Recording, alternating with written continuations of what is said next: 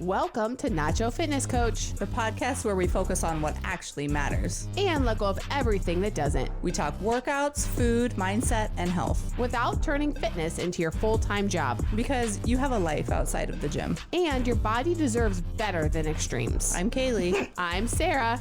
Alan's already laughing. And this is Nacho Fitness Coach. So Caleigh, what do you like to listen to when you work out? I don't know. Sometimes a podcast and sometimes music. Hey, wait, this is a podcast. What if you could have both? At the same time? Oh, yeah. Podbeat is a free mobile app that lets you add any beat style to any podcast for your workout. It's easy to do and free to download in the App Store. Caleigh, you sound pretty cool with the trap beat, but Sara, the funk beat works for your voice. So if you want to make our podcast work for a workout, check it out in the App Store. They even have Podbeat for Android users in the Google Play Store. Okay, on to the show. So Caleigh, I hate these. What's a food opinion you know would start an argument? Do you know, Alan? Do you know the answer, Alan? Oh, we hate vegetables. No. Oh. No. What's a food opinion you know would start an argument? Like, Carbs. It's like, how do you, right. Yeah. Carbs. Like, how do you know somebody's a vegan? Because they'll tell you. Oh, yeah, vegans. Right. So what's a food opinion that you know would start kind of an argument? Carbs. Yeah, that's a good one. Yeah. Talking about carbs. I would say even like eat your healthy fats. Because people hear the word fat and they're like, no. Yeah, I think we've talked about that's how we're going to go on our crusade too. Healthy fats? We're going to change the word fat, right? No, that was protein balls should be called fat balls. No, we talked about how like fats shouldn't be called fat because the fat has a bad connotation. And or should we just call what we call fat people something different? And it's not fat. Like maybe we should call. I have another clip to play for you at some point. Wait. Oh, hold on. Is it the Julie? Yeah. Julie, I was sending you those. I was all over that shit. That we're gonna save that for a different episode because we have a good topic picked up for this one. Whole thing to go into. Yes. Yeah. Yes. Okay. We're gonna save that for later because that takes us down. But yeah, those types of things. Oh man. Yeah. Or like for me, it's also too, there is, in my opinion, there's a difference between food allergies and like food aversions. Or sensitivity. And sensitivities, right? Like to me, if you're allergic to something, it's like anaphylactic shock. Like you have that Jeremy's verbal, or like you have those physical signs. Jeremy's grandma just decided she's allergic to peanuts. She's 95. Oh. And she's decided she's allergic to peanuts because she was eating peanuts and she was getting itchy. Like that. I don't think that's okay. Whatever. Oh no, I feel like peanut allergies are usually like my tongue swells and I can't breathe. Like, are you dead? No. Okay. Still no. Oh, because I definitely feel like that's a good one. And then different topics. So okay. No, I like that. Or the vegan one. I mean, vegan ones start a fight. People are very polarized on that one. Yeah, because I think there's like this big wave right now of like cut out an entire like food group or or like there's keto's big, carnivores big, like cut out all carbs, and that's the answer we've been looking for this entire time, was we're just not supposed to have carbs ever. Like I don't think so. Right. Maybe not. Maybe it's not the version of carbohydrates that we choose to consume. Right. Maybe it's all the processed garbage. Right. But, which by the way, did you see all the stuff around Reese's peanut butter cups? No. How they're like the grandson of the Reese's family was like making claims that they don't have chocolate in it anymore. And so then it was like this huge news article of like all of these candy bar brands that have rebranded, or even like ice cream is not really ice cream. Now they call it like dairy frozen dairy treat. It's not like ice cream. And so like underneath all of our like nothing's real anymore. No, we're cooked right in front of us. We're cooked. They've changed the marketing because over time they've swapped out all these different ingredients, and so that Reese's candy peanut bars cups don't have chocolate. No, It's just some lab made. Yes. It's still good. I know. Like, well, I like it. I know. It's so delicious. But now it's kind of funny because I'm like, now have I gotten so used to the lab You don't know what produced ones chocolate is anymore. that if I actually had a real Reese's peanut butter cup, would I even like it? Well, it's like the same thing you've heard about, like bananas. The bananas that we know today are not what a natural banana Really? ever was. We have like bioengineered it so far that like that's not what bananas started out as. What did they start out as? Different than that. Hold on because I feel And like what's this is the worth difference looking up. between, I mean, I know there got to be different fruits because they have different names, but like the plantain versus the banana. You know what I mean? Because like a plantain. Oh, wow. That's what a banana is supposed to look like. We've made it look like that. So it's like, for you audio listeners, it's like a green peel. It's more round than what we know a banana to be. But it has like holes in it. Inside is like black seeds with like some white. That's what bananas were. How long ago was that? Because that does almost look like the outside looks more than like a plantain. I don't know how to Google because that. shelf stable bioengineered products this from says like Kellogg. 10,000 years ago. Bananas are believed to have originated up to 10,000 years ago, and some scientists believe they may have been the world's first fruits. So, but when did they? But you know, like it was at the 1950s that Kellogg's and was it General Mills and Kellogg's, they went back and forth in the first like cereals and Pop-Tarts and all that shelf stable breakfast stuff started coming out. Why do I feel like it was the 50s? No, I think you're on the right track for sure. But a lot of our food just started changing then, and it just happened slowly over time and right in front of us. Not even paying attention. Whoa. Bananas are the world's 4th largest crop, and though they may be everywhere, they don't grow on trees. They don't? Wait a second. What? Are you sure about this? Have you fact checked this? It's on the internet. It must be true. Since their stalks aren't made of wood, banana plants are technically herbs. Oh, it's true. They don't have like because grapes, apples, pears, they all have like a stick. Yeah. Okay, now I'm trying to answer your So question. it's an herb? Yeah. Not a fruit? No. Didn't we, like in season 2, we found out they were like berries? Was that a banana or was that something else? I thought it was a banana. I don't know. We're really... Listen, we've talked extensively about bananas here on this podcast. Sizes of bananas, sizes, origin, shape, sizes. Where are they? I mean, and it's actually amazing to me how little you and I know about bananas, right? As much as we've talked about them. Yep. Let's put a pin in that. Okay. Okay. Let's get back to our actual One of topic these days, for today. let's do an entire. We'll research even beforehand. Will we? I might. I won't. But speaking of food, earlier this year, the Artemis 2 launched, circled around the moon. Yep. And successfully came back. Yep. Which is cool. That's a cool thing. And they landed back on Earth without dying. Yeah. It's kind of a big deal. Yeah.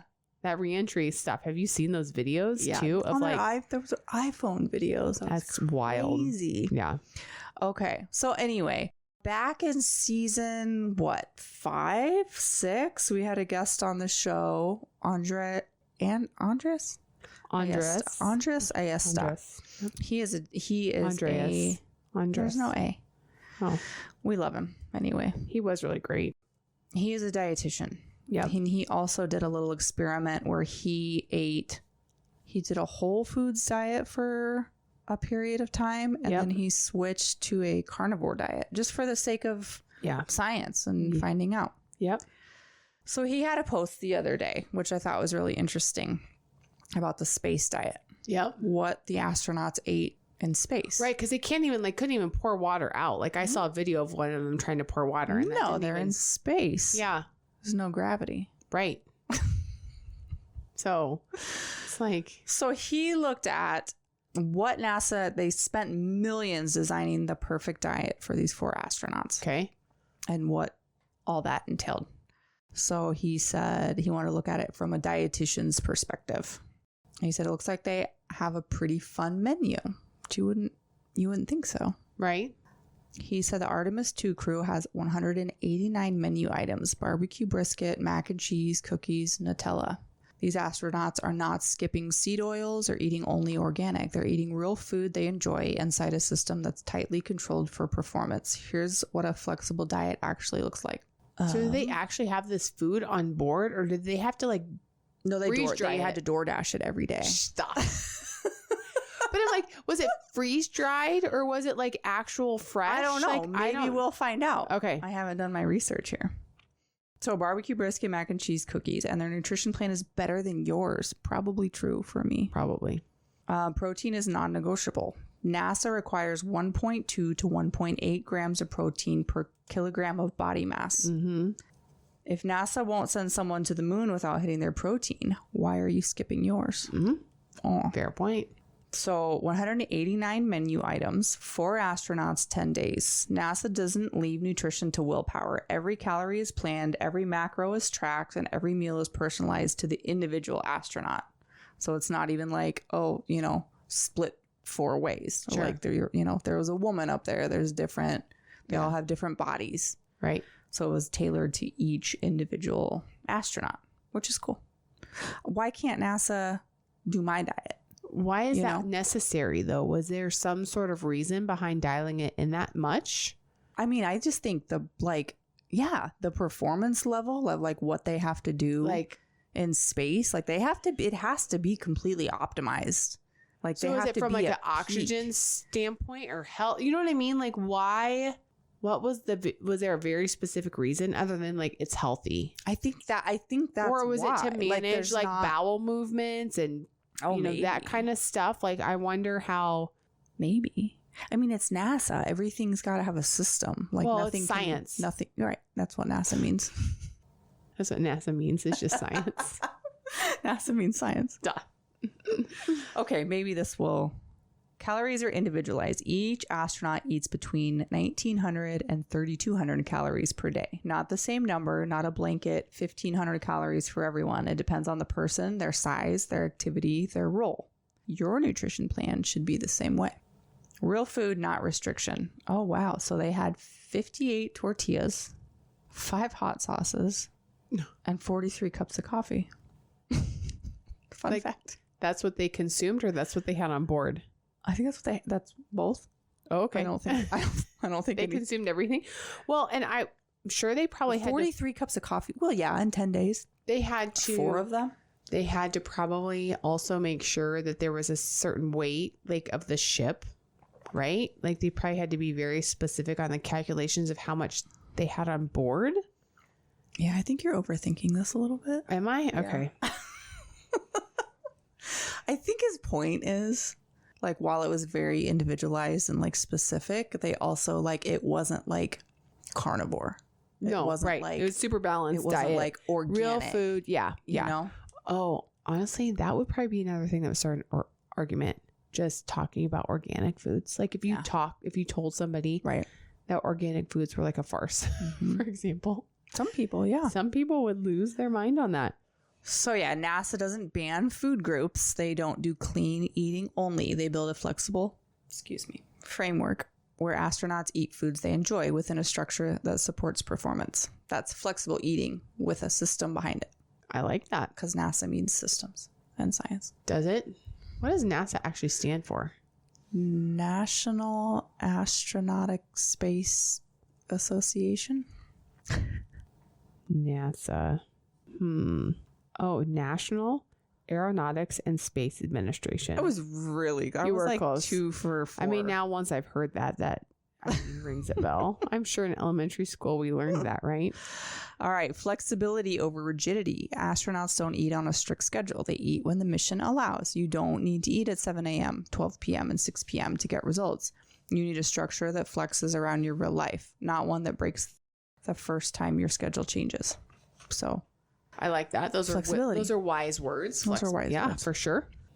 So in conclusion, NASA built a nutrition operating system for the moon. You need one for your life. We love it. That's it? Mm-hmm. That's the whole post?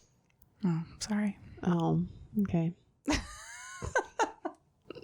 I think you were wanting like a very specific You wanted to like dig into the meat of it. Yeah. This was basically just saying the overall message was we're trying to overcomplicate things down here on Earth while they went to the moon and just lived a happy life and just lived happily ever after. You know? Sorry that you hate that. Can you find any information on we have time? If there was like a reason, like some of the things I am just kind of curious about though, because you're like, okay, some of it had to be monitored, I'm guessing, for the weight, for systems. I don't know. That's okay. Let me see here. Meals included rehydrated shrimp cocktail, veggie sides, and desserts like cookies and cobbler. Drinks range from coffee to smoothies, green tea, lemonade, and cocoa. I mean, what does that mean by rehydrated? Like, was it powder dehydrated, and then they had to bring it back, rehydrate it with the water? Yeah, that floats. Yeah. Okay. Probably put it in a container and then like hold it.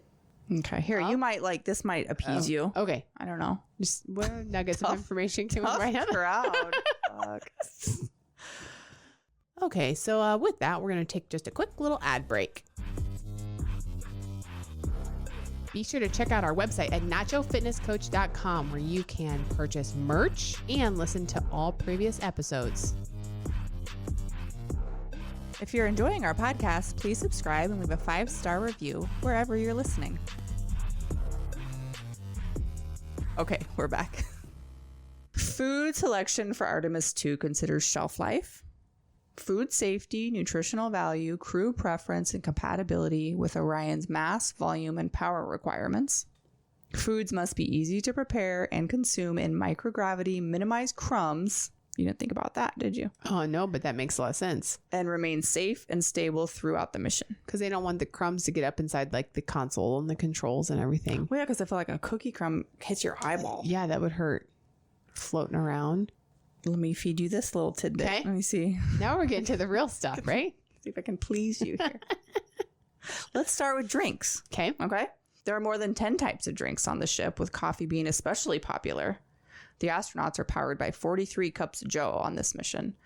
Other breakfast drink choices include mango peach smoothie, breakfast drinks in chocolate, vanilla, and strawberry flavors, and green tea. There's also lemonade, apple cider, and cocoa. So I'm assuming those are rehydrated, so that they're in a powder form. Right. Okay.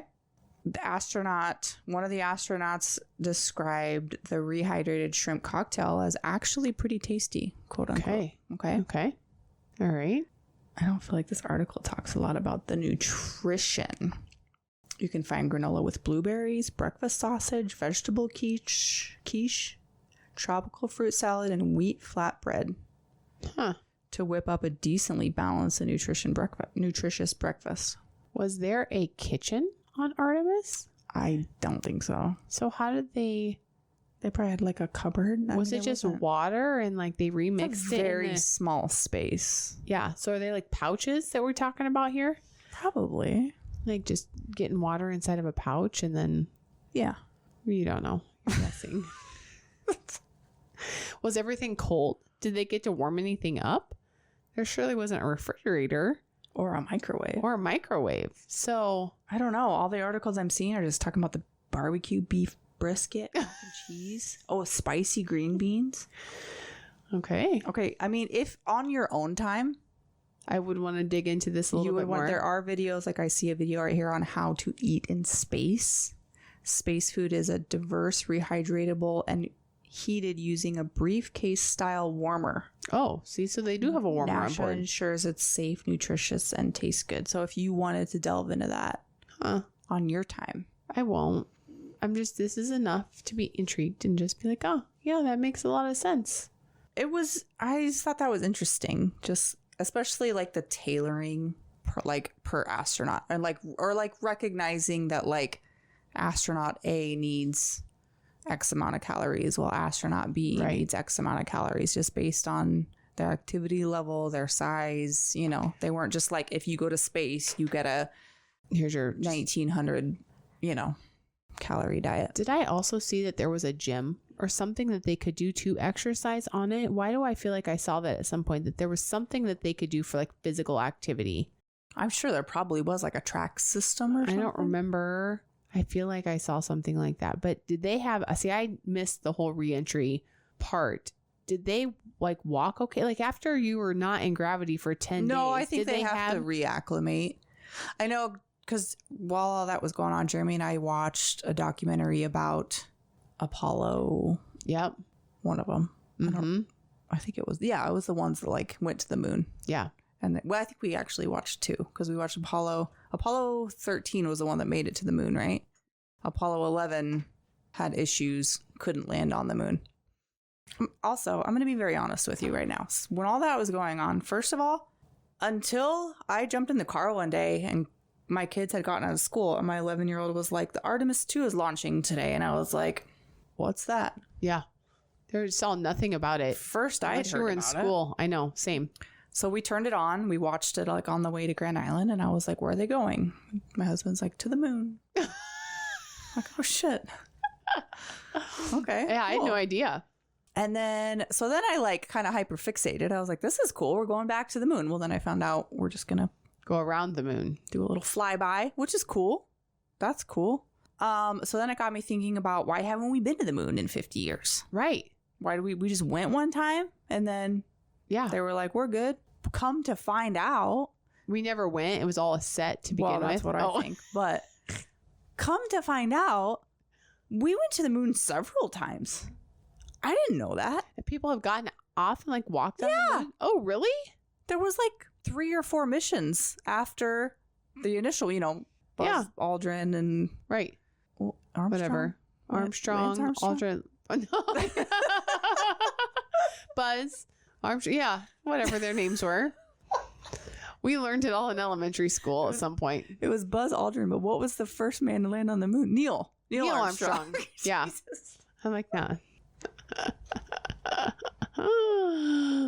No, there was like 3 or 4 more, but then apparently like public interest faded out, and then so politicians were like, we're spending way too much money on this and nobody really cares and we're not really finding anything new out, so let's just not do this anymore.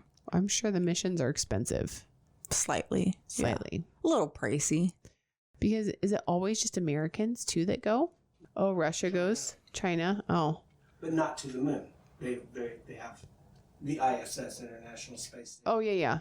But why doesn't anyone else care about going to the moon? They don't want to spend their government funds. And well, I think they found out when America went there, there's nothing there. There's nothing there. Oh, so we're good.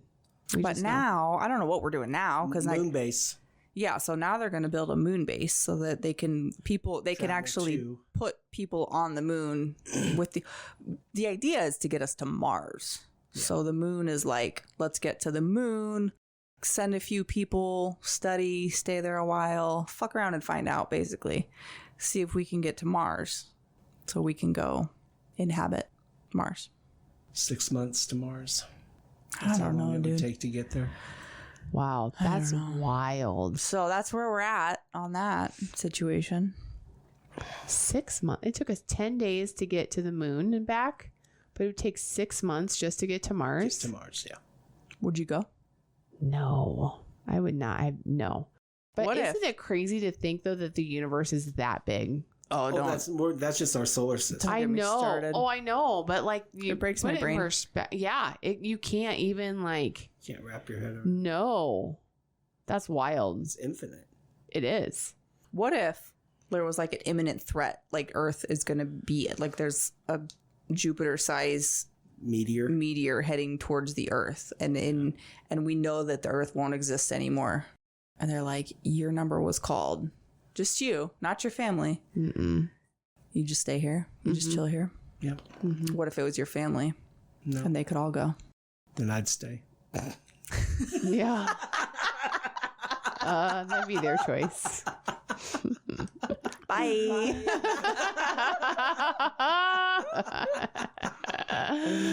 Oh, I don't know. It's crazy to think. Space is scary. It's wild. It also is one of those things too where you're like, there's no possible way that we're the only ones. Oh, absolutely not. You know what I mean? In all of space and time. No, there has to be there's something life out there. But But so we watched a documentary about the Apollo 11, which was, well, there was the movie with Tom Hanks. Yep. So that was the one. 13. Apollo 13. 11. 13 had the movie. 11 had a tragedy. 12, they missed it. 13 was another event they didn't make it to the moon. What was the first one that landed? Mercury. It is Apollo 11 that landed the moon. 12 failed. 13 failed. Yeah. Then they scrapped the program. Yeah. What happened to 1 through 10? I don't know. I looked Those it up were the other Mercury day. missions. I looked all this up the other day. Like, I don't know if We tried to go to Mercury? no, that was the name of the missions. Oh. That would get them up to out of the atmosphere. Oh, gotcha. Yeah. Okay. I was like, wait, we can't go to the sun. To get to the Sure. No, that makes point of sense. getting to the moon. Yeah. Okay, Those this are the was Mercury my missions. chat with ChatGPT the other day when I was like wondering all this. First I asked him, so I was thinking about the Challenger. Remember the Challenger that exploded? Yep. That's when we were in school. We were watched. not born yet. Right? Because what year was that? 86. 80. Oh yeah. See, I was in kindergarten. I was either just born or not born yet, but that was What month was that in? I don't know. Oh, Doesn't matter. I remember. I want to say it was like January of 86. Yeah, It was like 2 months before I was born. Maybe it wasn't. Yeah. Okay. Anyway, so I was like, what was the Challenger supposed to be doing? And it was just going to go up and it was going to study Halley's Comet. Mm-hmm. It was going to observe how fluids and materials, and the reason it was a big deal was because they sent a teacher into space, so they were going to have this teacher in space program. So that's why everybody was like tuned in. So they weren't like going to go to the moon or anything. Okay. So then I was like, can you tell me a little bit about each Apollo mission? And chat said, that's a great question. Of course. I have the greatest question. Yes. But fair warning, there are 17 Apollo missions and they're not all the same. Some were test flights, some orbited the moon, and some actually landed. Interesting. So early tests, Apollo 1 through 6, 1 never launched. Crew died in a cabin fire during a ground test. Oh. Apollo 2 and 3 never flown. Numbers skipped. Apollo 4, first test of the massive Saturn V rocket, uncrewed. Apollo 5 tested the lunar module. So they were testing out the thing that landed on the moon. 6, another uncrewed rocket test. Getting close, Apollo 7 through 10. 7, first crewed mission after Apollo 1, stayed in Earth orbit to test systems. Apollo 8, first humans to orbit the moon. That's another question I have, is because I feel like with this Artemis mission, everybody was like, this is the farthest humans have ever been because they circled around the moon. Mm-hmm. Well, but that just says we did that before. So I'm confused I think they about circled further beyond. They just went farther? Yeah. Okay. Yeah. Apollo 9 tested the lunar module with astronauts in Earth orbit. Apollo 10, full dress rehearsal for landing. So this is like a whole... Mm-hmm. They had to like really, How much time is between each of these missions? I don't know. I'm not going to You're asking too many questions. Apollo 11, 1969, first humans on the moon. Yeah, Neil Armstrong and Buzz Aldrin walked on the surface. One small step, blah, blah, blah. 12. Successful landing despite lightning striking the rocket at launch. Oh. Apollo 13. This is the Tom Hanks movie. Mm-hmm. Oxygen. This is great. If you have a second, deep dive into this, because how they got back is fucking insane. Oxygen tank explosion mid-flight. Crew survived using the lunar module as a lifeboat. So they couldn't come back and the thing they went out on exploded. They had to get into the lunar module, the thing that was supposed to land on the moon, and fly back. Crazy. So they never landed on the moon. Apollo 14, first successful landing after 13. 15, first use of the lunar rover, the moon car. So they did more exploring. And then 16, they also landed. 17, last humans on, this is 1972, last humans on the moon so far. So what about Apollo 18 through 20? Planned, but canceled due to budget cuts and shifting priorities. Okay, so then I said, why did we stop going to the moon? Short answer, we didn't stop because we couldn't. We stopped because it stopped being worth it to the people funding it. It was insanely expensive. The goal had already been achieved. Public interest dropped hard. Risk versus reward didn't make sense anymore. So NASA changed direction. Instead of going back to the moon, NASA focused on building reusable spacecraft, space stations. And the thinking was, let's learn how to live and work in space long term instead. There was the ISS. So then why are we going back now? Programs like Artemis program exist because things have changed. New tech, cheaper, more sustainable missions, interest in using the moon as a launch point for Mars. Wow. That's wild. So welcome to our fitness podcast. Yeah. Fitness and astrology. Just started in talking about their diet, what they're eating, and here we go. But that's awesome. I mean, I didn't know that. I thought we went to the moon one time and then called it good. Because you don't ever hear about it then, which makes sense. If they felt like the public interest had failed, then, I mean, I get that. So, very cool. Yeah. All right, well, now we know a whole lot more than we did before. We do. We're like teachers. Yeah, there we go. Hope you learned something today. Hope you did. So, that's all we have for today, folks. Okay. Until next time. Bye. Thanks for listening. Be sure to head over to our Instagram at Nacho Fitness Coach and let us know how you feel about the topic. Do you love it or hate it? Also, don't forget to hit that subscribe or follow button wherever you're listening. And if you like our podcast, leave us a rating. See you next time. You've been listening to Euphony Innovatives Sonified.